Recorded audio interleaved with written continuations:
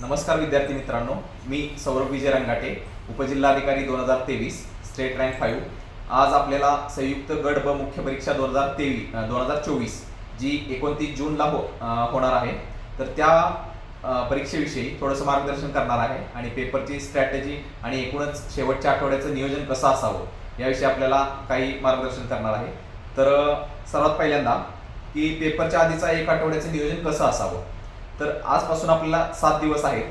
तर रविवारचा जो आजचा दिवस आहे 22 जूनचा, तो आपल्याला साधारणपणे ज्या आपल्याला प्रश्नपत्रिका सोडवायच्या आहेत, जे प्रॅक्टिस करायचं आहे ते आपण आजच करायचं आहे, कारण इथून पुढचा जो 6 दिवसाचा कालावधी आहे तो पूर्णपणे आपल्याला रिव्हिजन आणि कंटेंट जो आपण आधी परीक्षेच्या आधी जे काय आपण पुस्तक वाचलेले आहेत, जे काही नोट्स काढलेले आहेत त्याच्यावर पूर्णपणे घालवायचं आहे। त्यामुळं आपल्याला ज्या काही टेस्ट सोडवायच्या असतील त्या रविवारी म्हणजे आजच सोडवून घ्यायच्या आहेत। त्यानंतर फक्त आपल्याला रिव्हिजन करत राहायचं आहे। आणि त्यानंतर पेपर जो आपला 29 जूनला आहे, तर त्याच्या आधीचे 2 दिवस म्हणजे 27 जून आणि 28 जून या 2 दिवशी काय करायचं आहे की मॅक्झिमम वेळ या 2 दिवसातला आपल्याला मराठी आणि इंग्लिश या विषयांसाठी द्यायचा आहे। जवळपास 2 दिवसातला 70% वेळ हा आपल्याला मराठी आणि इंग्लिश, ग्रामर आणि त्याचबरोबर वोकॅब यासाठी द्यावा लागणार आहे। कारण हा पेपर असा आहे की 50 प्रश्न मराठीचे आणि 50 प्रश्न इंग्लिशचे। तर यातले आपल्याला मॅक्झिमम मार्क जर घ्यायचे असतील गट ब मुख्य परीक्षेमध्ये, तर हाच GS1चा जो पहिला पेपर आहे त्यामध्ये आपण 80+ स्कोर करू शकतो। त्यामुळे आपल्याला याच पेपरमध्ये मार्क्स घ्यायचे असतील तर रिव्हिजन 2 दिवस आधी होणं गरजेचं आहे।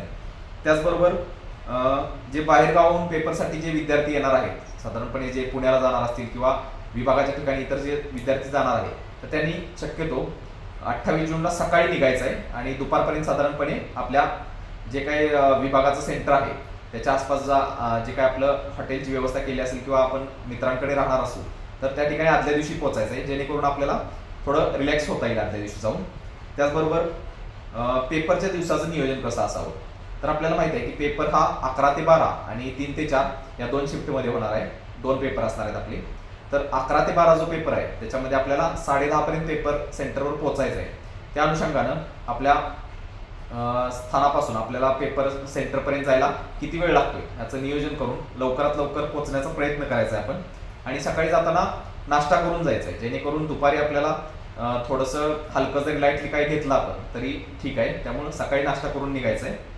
त्याचबरोबर पहिल्या पेपरमध्ये अटेम्प्ट किती असावा, आता जो GS1चा जो पहिला पेपर आहे तो मराठी आणि इंग्लिशचा आहे। या पेपरमध्ये अटेम्प्ट हा मी तर म्हणेन की पूर्ण म्हणजे 100 पैकी 100 अटेम्प्ट आपण करायला काहीच हरकत नाही, कारण हा पेपर असा आहे की हा स्कोरिंग पेपर आहे। याच्यामध्ये आपल्याला 80+ मार्क येण्याचे चान्सेस आहेत आणि 80+ कधी येऊ शकतात, जर आपला अटेम्प्ट हा 98 ते 100 तरी असला पाहिजे। म्हणजे मॅक्झिमम तुम्ही 2 तुमचे प्रश्न सोडवायचे राहू शकतात। जर अगदीच इंग्लिशच्या वोकॅबलरीमध्ये आपल्याला काहीच समजत नसेल तर एखाद दुसरा प्रश्न ठीक आहे, पण मी सांगेल की मॅक्झिमम 100 हा अटेम्प्ट असावा। त्याचबरोबर पेपर कसा सोडवला पाहिजे, तर पहिला जो पेपर आहे त्याचं नियोजन कसं करायचं, तर 25 मिनिटं पहिली जी आहेत सुरुवातीची तर ती आपल्याला मराठीसाठी ठेवायचे आणि उरलेली जी काय 35 मिनिटं असतील ते इंग्रजीसाठी राखून ठेवायचे। आता त्यामध्ये पण पेपर सोडवताना काय करायचं की मराठीचे जे 50 प्रश्न आहेत त्यातले 45 प्रश्न आपल्याला ग्रामर आणि वोकॅबचे असणार आहेत। तर सगळ्यात पहिल्यांदा ग्रामर आणि वोकॅबचे प्रश्न सोडवायचे आणि 5 मिनिटाचा जो वेळ असेल, 25 मिनिटातला शेवटच्या 5 मिनिटं, तर तो वेळ आपल्याला पॅसेजसाठी राखून ठेवायचा आहे आणि त्या उरलेल्या 5 मिनिटांमध्ये आपल्याला पॅसेज सोडवायचा आहे। अशा पद्धतीने आपण 25 मिनिटांमध्ये मराठीचा आपला सेक्शन पूर्ण करू शकतोय। त्यानंतर राहिलेल्या 35 मिनिटांमध्ये आपल्याला इंग्रजी घ्यायचं आहे। तर इंग्रजीमध्ये पण सेम स्ट्रॅटेजी वापरायची की सुरुवातीला ग्रामर आणि वोकॅबलरी आणि त्याच्यानंतर उरलेल्या शेवटच्या 5 मिनिटांमध्ये आपल्याला पॅसेज सोडवायचा आहे। अशा पद्धतीनं पहिला पेपर सोडवायचा आहे। आता पॅसेज सोडवत असताना काय करायचं, जर अगदीच कठीण जर पेपर आला किंवा जर आपल्याला वेळच पुरला नाही तर अशा वेळी काय करायचं की पॅसेज न वाचता डायरेक्ट तुम्ही प्रश्नांकडे जायचं, कारण प्रश्नामध्ये 2 ते 3 प्रश्न असे असतात जे आपल्याला पॅसेज न वाचता सुद्धा सुटू शकतात। त्यामुळे वेळ जर तुमच्याकडे कमी असेल तर त्या पद्धतीने सुद्धा करू शकता, तुम्ही डायरेक्ट प्रश्न वाचायचे आहेत। त्याचबरोबर आता आपल्याला पेपर जो मिळतो तो उत्तरपत्रिका आपल्याला 10 मिनिटापूर्वी दिली जाते।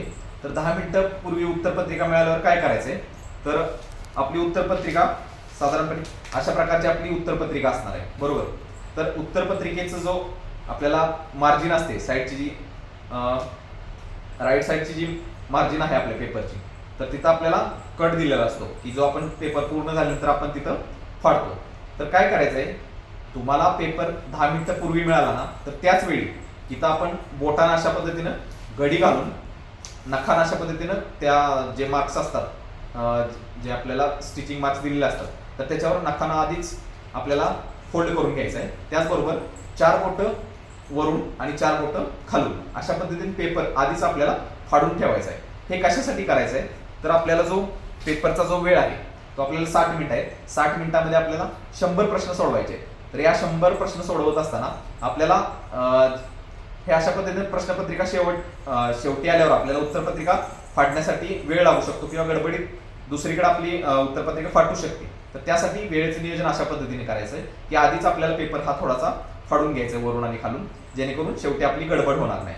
त्याचबरोबर आपल्याला माहिती आहे की प्रश्नपत्रिका सुद्धा आपल्याला 5 मिनिटं आधी दिली जाते. तर सगळ्यांनाच माहिती आहे की आपण थोडंफार खालून वरून पेपर उघडून बघतो आणि त्यामध्ये प्रश्न सोडवत असतो. शक्यतो अशा वेळी काय करायचं की जे 1 लाइनर प्रश्न असतात ते 1 लाइनर प्रश्न जे आहेत ते त्यावेळी सोडवून घ्यायचे आणि फक्त टिक मार्क करून ठेवायचे पेपरमध्ये, जेणेकरून आपल्याला नंतर ते अँसर शीटमध्ये गोल करता येते. त्याचबरोबर पेपर जो आपण सोडवतो त्यामध्ये काय करायचं की पेपर सोडवत असताना पहिल्यापासूनच नेहमी लक्षात ठेवा की प्रत्येक प्रश्न सोडवल्यानंतर प्रत्येक प्रश्नाचं अँसर लगेच तिथल्या तिथं आपल्याला म्हणजे उत्तरपत्रिकेमध्ये लिहायचं आहे किंवा गोल करायचं आहे. तर असं लक्षात ठेवा की तुम्ही समजा 55 नंबरचा प्रश्न सोडवलेला आहे, त्याचं उत्तर 3 आलेलं आहे, तर लगेच आपण जोपर्यंत प्रश्नपत्रिकेमध्ये सोडवत नाही आणि जोपर्यंत उत्तरपत्रिकेत गोल करत नाही तोपर्यंत प्रत्येक वेळी तुमच्या डोक्यामध्ये एकच असलं पाहिजे की 55 नंबरचं 3, 55 नंबरचं 3 हे तुमच्या मनामध्ये वारंवार रिपीट झालं पाहिजे, जेणेकरून प्रत्येक उत्तर लिहिताना आपल्याला कोणतंही खालीवर उत्तर झालं नाही पाहिजे आणि चुकीचा पर्याय पण आपल्याला तिथं गोल केला गेला नाही पाहिजे. त्यासाठी हे आपल्याला स्ट्रॅटेजी वापरायची आहे. प्रत्येक वेळी तुमच्या मनामध्ये ते वारंवार जोपर्यंत आपण गोल करत नाही तोपर्यंत ते मनामध्ये राहिलं पाहिजे. त्याचबरोबर आणखी एक काय आहे की प्रश्नपत्रिका सोडवत असताना कंटिन्यू तुमच्या हातामध्ये पेन असला पाहिजे आणि पेन प्रत्येक वेळी तुम्ही जो प्रश्न सोडवताय त्या प्रश्नामध्ये प्रत्येक जो म्हणजे महत्वाचे शब्द असतील किंवा योग्य आहे अयोग्य नाही अशा पद्धतीचे जे सेंटेन्स असतात त्याच्यामध्ये प्रत्येक त्या अशा शब्दांखाली अंडरलाईन करत चालायचंय, जेणेकरून काय होईल की ते तुमच्या मनामध्ये परफेक्ट क्लिक होईल. आपल्याला नक्की अयोग्य शोधायचं आहे, योग्य शोधायचं आहे, काय शोधायचं आहे, तर ते प्रत्येक वेळी क्लिक होईल. त्यामुळं पेपर सोडवत असताना तुमच्या हातामध्ये पेन कंटिन्यूस असला पाहिजे. त्याचबरोबर पुढं आहे की पहिल्या पेपरमध्ये वेळेचं नियोजन तुम्हाला सांगितलं की 25 मिनिटं मराठी आणि 35 मिनिटं इंग्लिश अशा पद्धतीने पेपर सोडवायचा आहे. त्याचबरोबर दुसऱ्या पेपरपूर्वी रिवाईज करायच्या गोष्टी काय काय असतील, तर GS1चा पेपर झाला, 12ला पेपर संपेल, त्याच्यानंतर आपल्याकडे 3 तास असणार आहे, 3ला आपल्याला दुसरा पेपर असणार आहे. तर या 3 तासामध्ये काय करायचं आहे की जे आपले करंट अफेअर्स आहेत त्या करंट अफेअर्समधले महत्त्वाचे पुरस्कार असतील, महत्त्वाचे व्यक्ती असतील, पुरस्काराचे पद्म पुरस्कार असतील, नोबेल पुरस्कार असतील, ऑलिम्पिकच्या काही महत्त्वाच्या गोष्टी असतील, तर त्या गोष्टी रिवाईज करायच्या. त्याच्यासोबत RTI आणि RTS हे हक्काचे आपले 3 ते 4 मार्क आहेत. त्यामुळे ह्या गोष्टी RTI आणि RTSचे जे आर्टिकल्स असतील त्याच्याबरोबर त्याचे अध्यक्ष ह्या सगळ्या गोष्टी आपल्याला त्यावेळी रिवाईज करायचे. त्याचबरोबर आपण इतर काही गोष्टी जर ठेवल्या असतील राखून की ज्या आपल्याला at the last end 11th आवरला आपल्याला ज्या रिवाईज करायच्या असतील तर त्या गोष्टी आपण या 3 तासामध्ये रिवाईज करून घ्यायचे. त्याच्यानंतर दुसऱ्या पेपरमध्ये वेळेचे नियोजन कसं करायचं, तर आपल्याला माहिती आहे की दुसऱ्या पेपरमध्ये आता जवळपास 20 ते 22 प्रश्न हे गणिताचे येत आहेत आणि या गणिताच्या पेपरमध्ये जो स्कोर करेल तोच मेरिटमध्ये असणार आहे.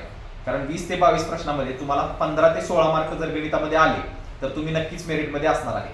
त्यामुळे वेळेचे नियोजन करताना काय करायचं की पहिल्या 40 मिनिटांमध्ये जे GSचे प्रश्न आहेत म्हणजे इतिहास असेल, भूगोल, polity, economics, current affairs, science हे सगळे प्रश्न तुम्ही पहिल्या 40 मिनिटांमध्ये सोडवायचे आहेत आणि उरलेल्या 20 मिनिटं हा तुमचा मॅथ्ससाठी राखून असला पाहिजे. आता त्या 20 मिनिटांमध्ये पण कसं करायचं, आपल्याला प्रत्येक प्रश्न सोडवायचा नाहीये. आपल्याला काय करायचं आहे की त्या 20 प्रश्नापैकी ठराविक असे 15 ते 16 प्रश्न सोडवायचे जे आपले बरोबर येतील आणि आपली वेळ सुद्धा त्याच्यामध्ये वाचला पाहिजे. असं नाही की लेंदी प्रश्न खूप आहेत आणि आपण त्याला अटेम्प्ट करतोय, तर असे प्रश्न अजिबात अटेम्प्ट करायचे नाही. ते तुमचे मुद्दाम वेळ घेण्यासाठी ते असे प्रश्न सुरुवातीला दिलेले असतात, तर असे प्रश्न स्किप करणं सुद्धा आपल्याला जमलं पाहिजे.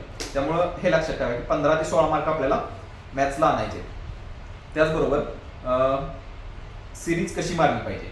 आता बरेचसे विद्यार्थी चुकतात की सिरीज मारताना समजा 10 प्रश्न राहिलेले असतील तर वरच्या 5ची उत्तरं 2-2दा क्लिक करतात, सगळे वरच्या 5 मध्ये 2-2ची सिरीज मारतात आणि खालच्या 5 मध्ये 3-3ची सिरीज मारतात. तर सिरीज अशी कधीच मारायची नाही. तुम्हाला जर सिरीज मारायचीच असेल ना तर एकाच कोणत्या तरी ऑप्शनची सिरीज मारायची, शक्यतो 2 किंवा 3 ह्या दोन्हीतलं अनालिसिस करायचं की आपण वर जे प्रश्न सोडवलेले आहेत त्याच्यामध्ये मॅक्झिमम काय रिपीट काय झाले. समजा वरती 2 रिपीट झालं असेल ऑलरेडी तर खालच्या 5 मध्ये सिरीज मारताना तुम्ही 3चीच मारायची, तिथं परत 2ची मारायची नाही सिरीज. पण सिरीज मारताना नेहमी लक्षात ठेवा कोणताही एकच पर्याय हा तुम्ही सिरीजमध्ये मारायचा आहे, असे 2 पर्याय कधी सिरीजमध्ये मारायचे नाहीत. अशा वेळी तुमचे मार्क्स कमी होऊ शकतात किंवा मार्क्स निगेटिव्ह मध्ये पण जाऊ शकतात. त्यामुळे लक्षात ठेवा की एकच पर्यायाची कोणतीही सिरीज मारायची. त्याचबरोबर दुसऱ्या पेपरमध्ये अटेम्प्ट किती असावा, तर मी म्हणेन दुसऱ्या पेपरमध्ये जर तुमचा होत असेल पेपर कव्हर तर 100 आउट ऑफ 100 म्हणजे 100 अटेम्प्ट असावा. परंतु काही जर तुम्हाला प्रश्न कठीण वाटले, त्याच्याबद्दल तुम्हाला काहीच गंध नसला त्याचा, तर तुम्ही ऍटलिस्ट 95-96 तरी अटेम्प्ट असला पाहिजे. त्याच्या खाली अटेम्प्ट बिलकुल येऊन द्यायचा नाही, कारण त्याच्या खाली जर तुम्ही आला तर तुमचा स्कोर हा 60च्या खाली जाणार आहे, हे लक्षात ठेवा. त्यामुळे 95+ हा अटेम्प्ट तुमचा असला पाहिजे. आता दोन्ही पेपरचं टार्गेट किती असलं पाहिजे, तर दोन्ही पेपरमध्ये लक्षात ठेवा जो GS1 पहिला पेपर आहे मराठी इंग्लिशचा त्याच्यामध्ये आपल्याला 80+ हे आपलं टार्गेट असलं पाहिजे.